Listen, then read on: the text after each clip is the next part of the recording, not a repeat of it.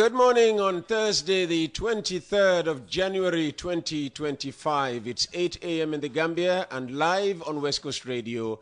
It's coffee time with Peter Gomez.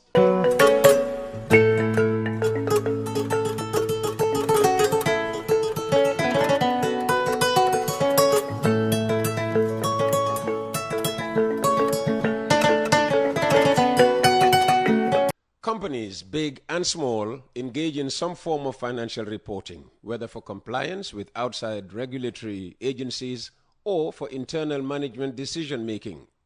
Large public companies must comply with stringent financial reporting obligations. Private firms might have financial reporting obligations to lenders or owners.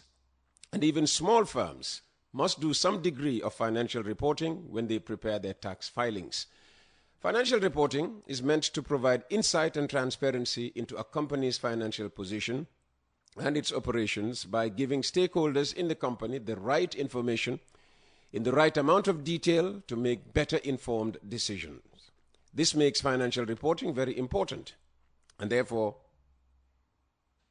very important because it tells a story about a company's financial position.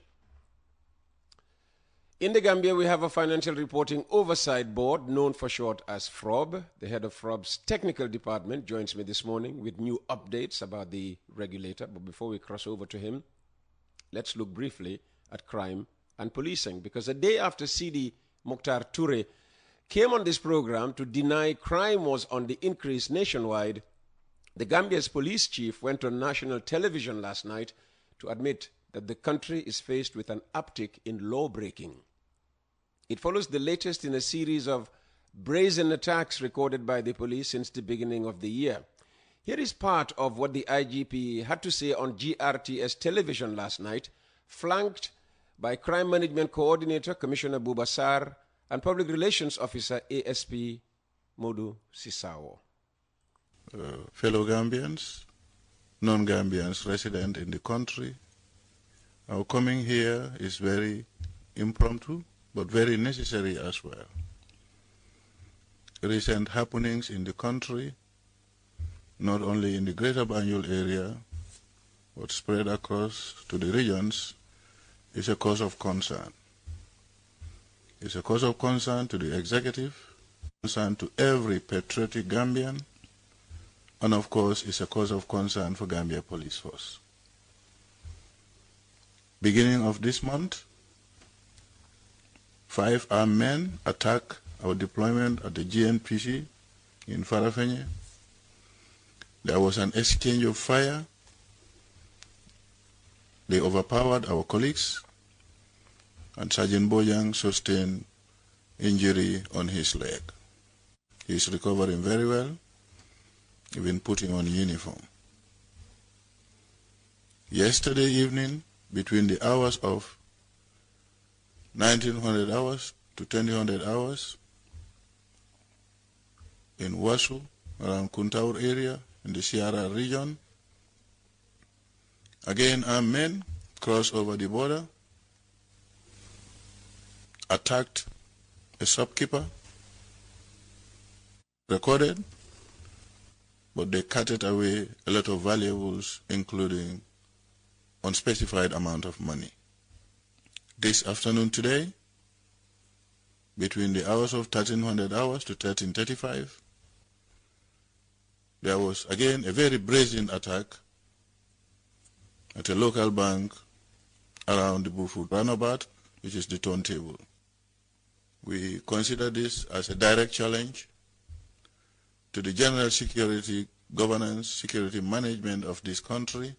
If people can be brave enough to attack bank during the peak hours of banking, I think this is a very big concern to all Gambians, non-Gambians resident in the country, and more importantly, internal security elements of this country, which is headed by the Gambia Police Force.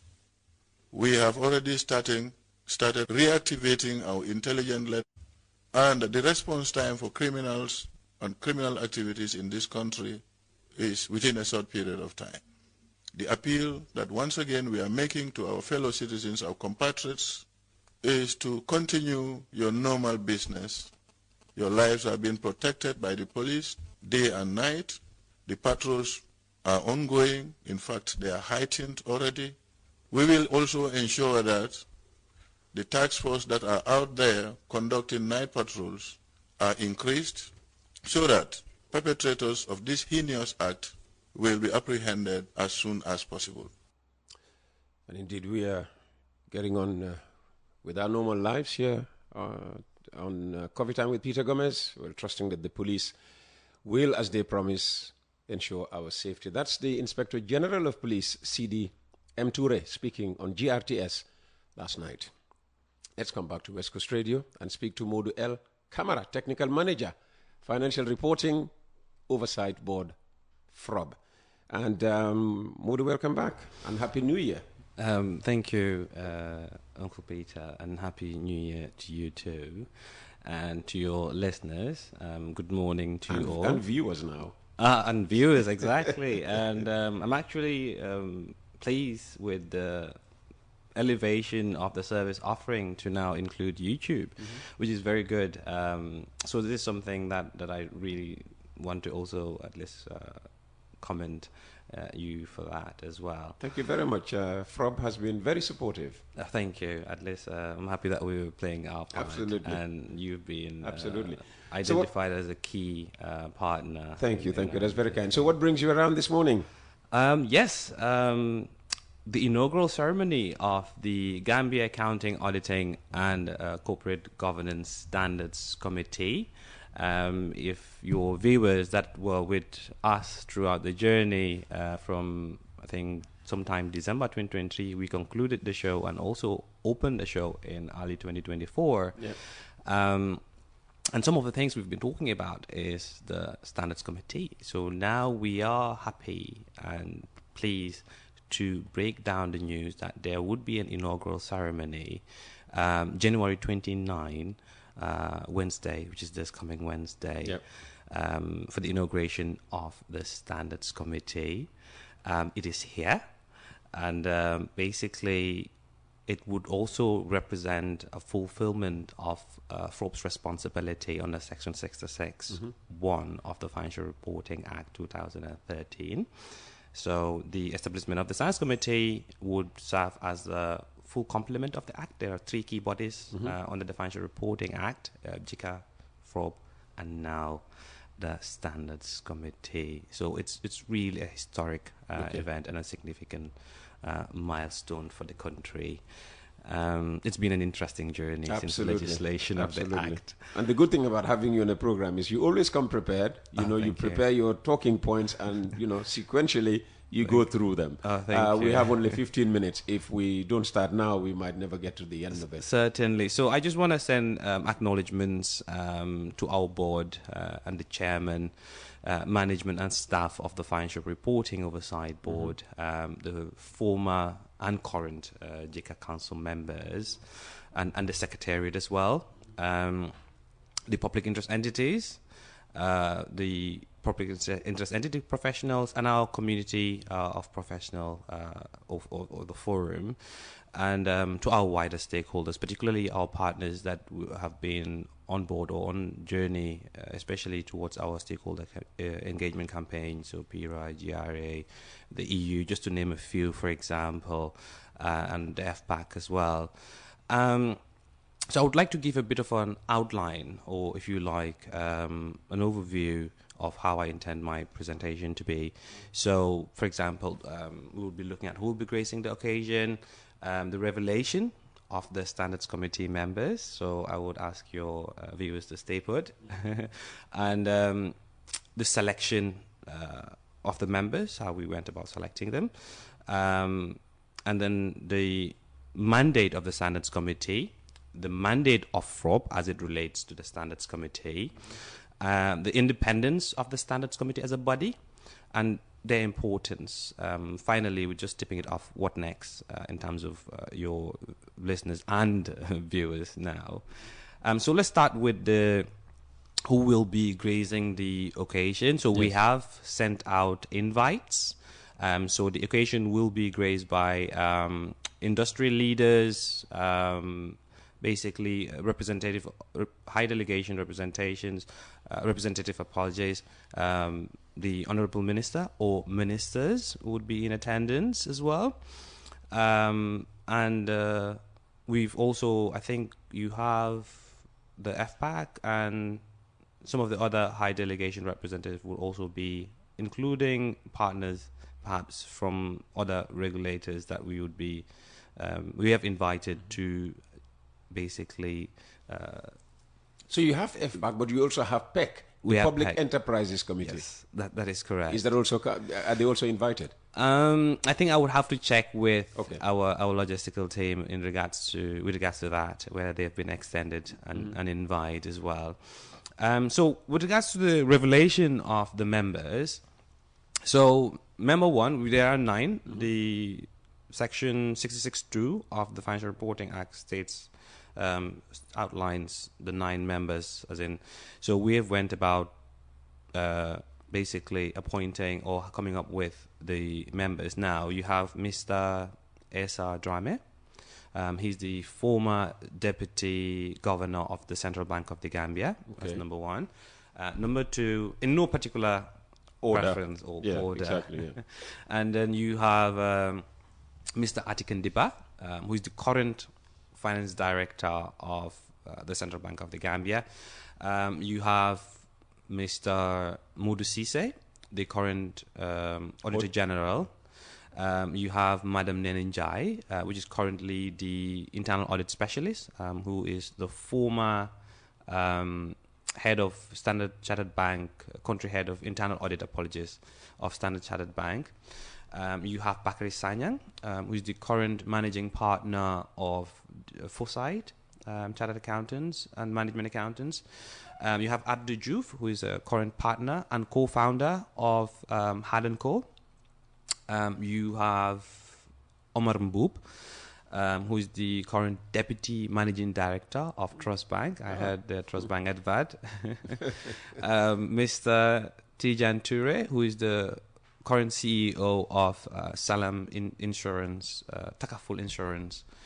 And Mr. Lamin Jai, who is the current senior international portfolio management specialist. He normally works with the World Bank. Okay. So these are the 9 members of the Standards Committee. Basically, it's a solid 9 in terms of their proficiency and work experience. So that's the revelation of the members. The selection of the members, which is very, very important. Absolutely. Because Section 66(2) then outlines the composition of the Standards Committee, 4 being appointed by FROB and 5 elected by JICA, which is the Government Institute of Chartered Accountants. So that's the base of the 9 members. So what we have done, in addition to the legislative provision, which is Section 662, the board has also jointly developed with JICA a selection criteria beforehand. It's a 2-page document in terms of the selection criteria. It looks at education and qualification. It looks at work experience. It looks at technical proficiency. It looks at diversity as well as part of the selection criteria to come up with some sort of guide as to who will be on this committee.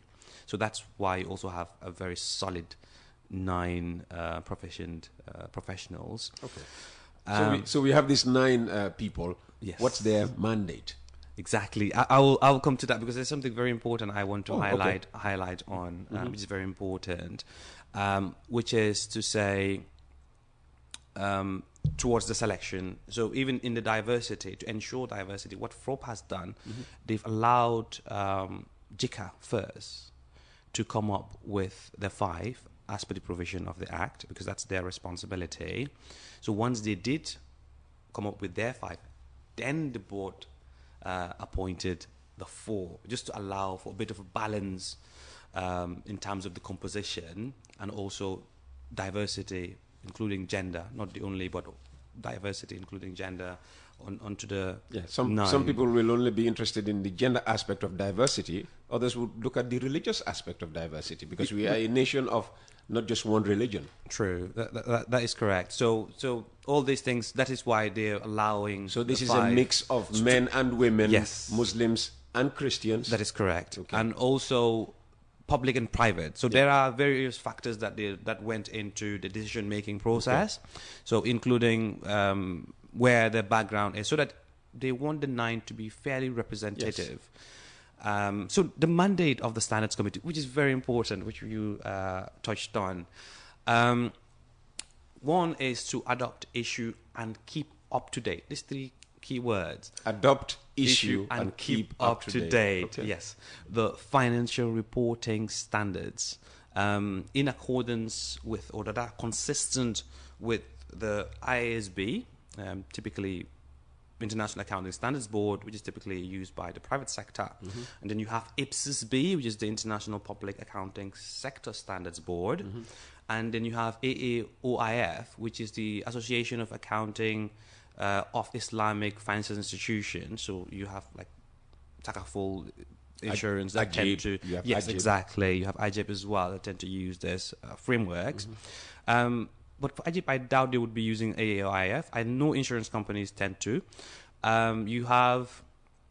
so that's IPSAS, ISB, and then there's one for the SMEs as well, IFRS for SMEs, which is a small, medium size enterprises. So there's that consideration. So moving from the financial reporting to the auditing standards as well, they would be adopting, issuing, and keeping up to date auditing standards and quality management standards. So with the standards also, you would have implementation guidelines and also interpretations as well.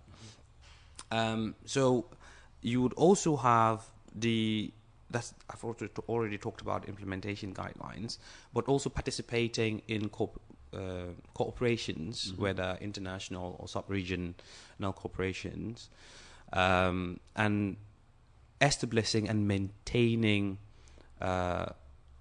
corporate governance standards that are consistent with internationally generally accepted governance principles, and also publishing notices for comments. So this is, in a nutshell, the mandate of the Standards Committee. So next to, in our presentation, moving on, would be the mandate of FROB as it relates to this new committee. That is correct. The mandate of FROB as it relates to the Standards Committee. So number one, if you remember in the beginning, I did say, okay, maybe I might have skipped it, but it is for FROB to establish the the Standards Committee. The full name is the Gambia Accounting, Auditing, and Corporate Governance Standards Committee. In short, we just call it the Standards Committee. Okay. Our mandate is to establish it. That's one. Which Section 66.1. Section 66.2, which is the appointment side, our responsibility as it relates to, meaning the 4 out of the 9, that's the appointment. And then 66.3 talks about providing them with technical, logistical, and administrative support. So it means we would need to be working with the Standards Committee in lockstep in assisting them in discharging their responsibilities. In fact, if you look at the Act on matters of cooperation with whether international or sub-regional bodies, it normally requires the involvement of the FROB, vis-a-vis FROB, which the sections are there. So the independence is very important. We talk about this, the independence of the Standards Committee, which is very clear.